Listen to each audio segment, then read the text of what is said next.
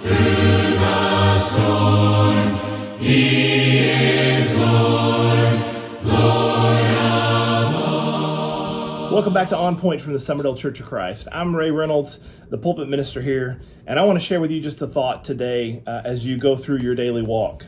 The passage for our consideration is Matthew chapter 7 and verse 6.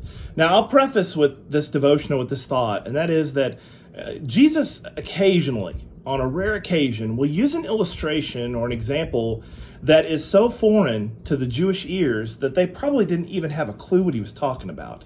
And those little nuggets of wisdom there are not intended for the Jews, they're intended for the Gentiles. And there's a thought that he gives to those Gentile people that will follow him, maybe even a generation after he has died and buried and resurrected.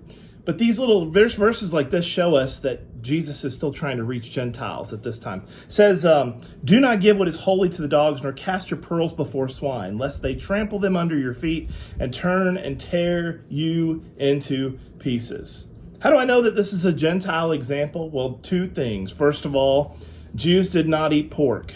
They did not eat bacon. They did not eat those kinds of things that, all the sausages and the hams that come. They didn't eat pork rinds, okay?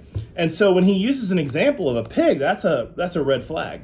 But also, he uses the pearl as an example. Now, Jews didn't like pearls, and they didn't wear pearls. They didn't have any desire to have them because they are created inside of an oyster. They're created inside of shellfish, which they are also not allowed to eat. And so he says, be careful that you don't allow your holiness to be thrown to the dogs, to the Gentiles, because they could turn and dash you into pieces. In other words, it's going back to the beginning part. Be careful that you aren't hypocritical, because even Gentiles can spot hypocrisy.